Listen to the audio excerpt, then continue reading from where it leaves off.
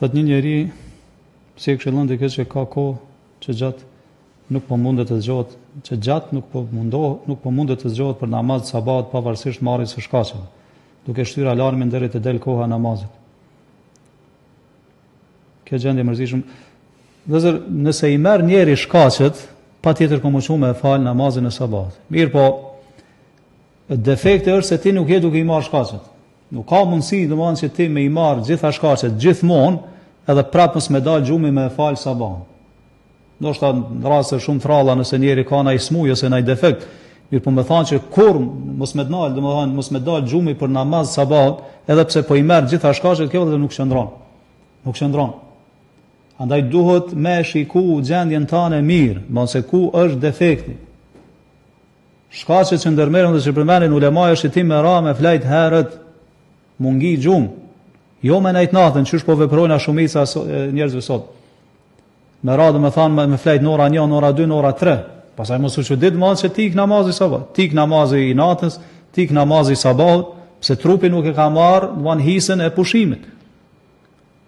Shta e para është me ra me flajt herët, edhe mos me flajt ditën. Për shembull, nëse e din që gjumi gjatë ditës ngop, edhe i pushushëm pastaj gjatë natës rrin çut, mundo luftoje veten mos me flajt gjatë ditës. Mënyrë që kur të vjen nata, menzi spret mosit vjen jacia, me ra mushtri me flajt. Qysh ka qenë edhe suneti i pejgamberit sallallahu alajhi wasallam. Pejgamberi sallallahu alajhi wasallam e ka urrejt me nejt gjut mas jacisë edhe me fol mas jacisë, domthonë bisedat kota, qysh rrin ana shumica sot më. Von më njëherë ka flajt mas jacisë. Pastaj si ka hi gjysa natës u shuv dhe zrufal. Shkone, të natën u falën. Dhe tash edhe domthonë kjo shkenca apo mjekësia bashkore vërteton se gjumi më i mirë është ai që bëhet domthonë para gjysës natës, domthonë se ti e merr domthonë çat hisën tonë të pushimit. Kjo është e para. Tjetra, vëllazër, është që me e kurdis, domthonë alarmin, edhe me vendos për shembull alarmin dikun larg, që domthonë patjetër detyrohesh më çuçka edhe me enal.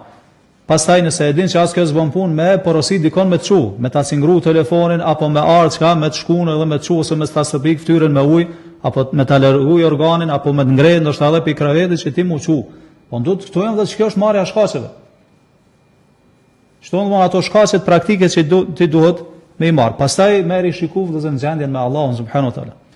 Se më çu me fal sabahun vëllazër është kjo është nimet edhe është begati e madhe që nuk ja mundson Allahu s'ka gjithkujna.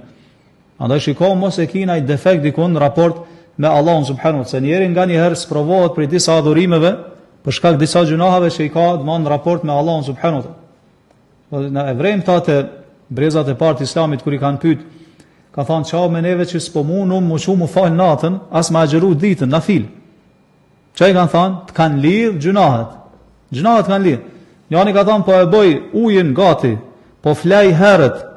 Krejt i marrë shkaqet, s'po mdel gjumi mu fal natën. Çai ka thënë Hasan el-Basriu, pas kanë lidh gjunahet. Kështu domethënë ku e keni defekt në gjuna që e duke bë.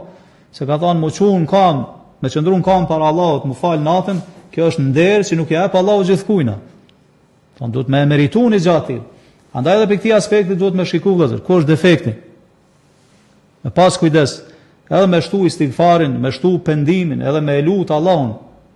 Krahas marrjes këtyre shkaqeve praktike, edhe me lut Allahun sa më shumë që Allahu më të ndihmu që më uqu.